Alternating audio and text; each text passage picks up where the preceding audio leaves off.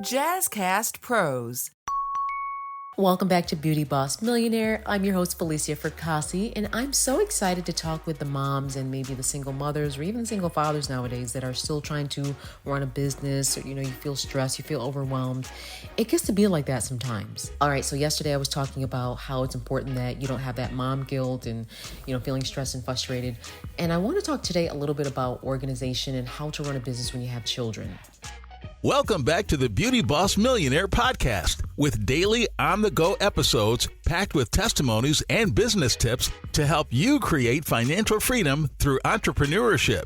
Hosted by the owner of Fracassi Lashes and the Blow Dry Lounge, the Beauty Boss Millionaire herself, Falicia Fracassi.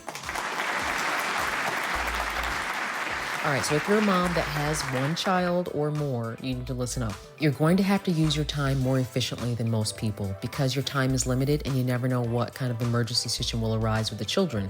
So what I suggest that you do is create and carve and outline a schedule and stick to it. This is what's helped me for years. I kind of create a schedule and I say, look, okay, I'm going to do this from this time to this time, and then from these hours from this point on are family time, because I'm an ambitious person, period. And I became really busy. I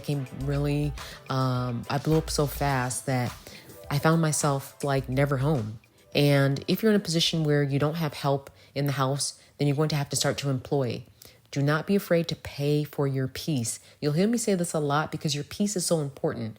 I am a very big advocate of hiring people to help out in the house. And even if it's just for a certain time, like right now, currently as we speak, I have a nanny that picks up the children exactly at a certain time, and she brings them home at a certain time. I pay her for gas. Literally, I pay her $50 a week in gas.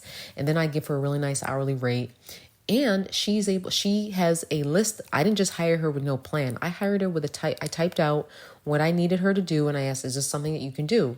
Because I interviewed like 10 people and she was the best fit and qualified. She was very organized. She seemed like she really had a passion for kids. Obviously do a background check. If you have small children, they can't talk and tell you if someone's touching on them. Yes, I will say that because I am very big on that, because it happens way too much in communities where people are being touched on and the children is too young to talk and speak up. So it's important that you do those background checks if you have people around your house or in your house or around the children. That's kind of a no-brainer. But in regards to, having that help, you can pay them. She picks up the children. She makes their dinner. She helps out with light cleaning.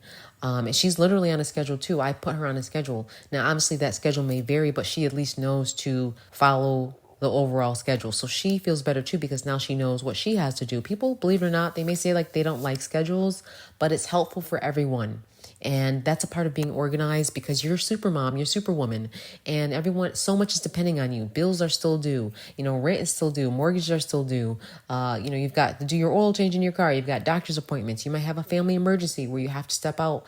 So it's like you have to be so organized. And remember this thing that I'm going to say. Don't put off what you can do today for tomorrow. Don't make that mistake. My husband knows I'm really good for this. I will push through and do that last 3 things that we needed to do, or that last 2 things, before I bring it into tomorrow, because tomorrow has its own day of problems. You might wake up tomorrow and, have to run out the house because something happened or you forgot to do something. So if you can handle it all to the night before and plan out the night before or the week before, it's really helpful, especially on Sundays. Sundays is my day to really get organized, to prepare for the week after I've taken time out for myself. Look, if you don't go to church, I won't judge you. I don't always go to church. I sometimes pray at home and then I try to handle my day, but I also know it's very important not to forget to assemble ourselves together. And I think for the structure of my family is why I choose to go, because I want that structure.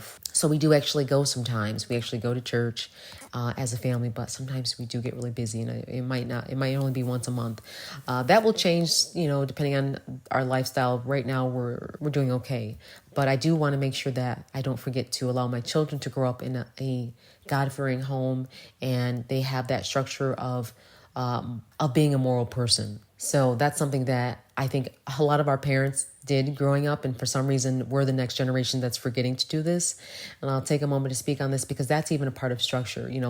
A lot of people, I don't know why it's like this now. No one goes to church anymore. Everyone hates the church. I get it. Things happen in the church, but there's still good churches out there. And there's good places where, you can have that time where you are connecting with your family and everyone's being taught a really good message and people are really listening to how we can be better human beings. And you don't have to be in the church choir, at the usher board. You don't have to do all that. Just make sure everyone's there so they can have that chance. Everyone deserves that chance of being able to learn how to be a good person and make those right decisions. Thou shalt not steal, thou shalt not kill, thou shalt not lie. Those are the things that we need to make sure we're embedding in our children and being held accountable for what we say we're going to do. So sorry to go off on that tangent, but it's something that means dear to me, seeing that we're moms, we're talking about this, and that kind of helps give you a break. Instead of you yelling at them, hey, look, the church can yell at them. I'm just joking. They can keep them in line. Especially if you're a single mom, you definitely should stay rooted to some type of organization or some type of church to keep that family structure still there if someone's missing. That can be a boyfriend, husband, whatever. All right, so the next thing I want to really talk on is once you're at night kind of planning out your day, you're planning out the children's schedule, make sure that you are also planning out and carving times for you to breathe and just rest. Sometimes I'll just take my lunch around 2 o'clock, and I'll just breathe. I'll do something. I'll put on some music. I'll maybe go for a quick walk. I'll just kind of stretch and clear my head, because I'm a workaholic and I can easily get into that whole groove of just working myself to death and feeling like, why am I so stressed out? Why do I feel stressed today? Oh yeah, I didn't really take that moment for myself. I'll even take a moment sometimes to just grab myself something to eat and just relax and just enjoy that moment. So I try to always prepare, because I know they're going to be home. School gets out around 3, 4. And I know that once they get in the house, as much as I say I'm not going to focus on them because the nanny's there, I will still end up seeing what's going on. So I just kind of make sure I do all the things swiftly throughout the day, and I don't allow people long conversations for long on the phone. My family knows that about me. I don't really like to talk long unless it's something that is really urgent. And even if it's urgent, I don't like the whole drama, getting emotional and all this stuff. I'm just going to figure out how to fix the problem and move on. Because in life, there's going to be a million problems. You can get stuck on that one problem, or you can get stuck on that 100 problems. So it's important that we keep on being problem solvers and constantly being able to move forward from a problem. Don't get stuck. A lot of people aren't good at problem solving. They like to dwell in the drama. I'm not with it. I like to move forward in full force and fix the problem and move on. So it's important that you do that as well, especially when you have children, because in business, you're going to have problems. With the kids, you're going to have problems. In your household, you're going to have problems. It could be in your relationship, you're going to have problems. But keep staying positive. It takes a certain mindset to do this. You have to tell yourself, you're going to get past this. You can do it. Have those self-affirmation talks in the day. Tell yourself you're going to be all right, and stop stressing out. Don't stress out. If the kids aren't perfect, it's okay. Have people around you that you can hire. Even if you say, look, I can't really afford a person to help out. Even if you could just have that, maybe someone in your family that you can dedicate a service to them, or you can do a barter. Say, look, I have a cleaning business. I can clean your house once a week. If you can just watch the kids for me once a week, or something like that. There's things that you can do if you just get crafty and creative with it. All right, we'll get more into this next on tomorrow. And thanks for tuning in to Beauty Boss Millionaire. That's it for today. Tune in tomorrow for the Beauty Boss Millionaire podcast. And don't forget to follow the Beauty Boss Millionaire, Falicia Fracassi, on Instagram, Facebook, and TikTok at Beauty Boss Millionaire. Also, if these are really helpful, please review, rate, and share, or just send the link to someone who may need this. See you tomorrow.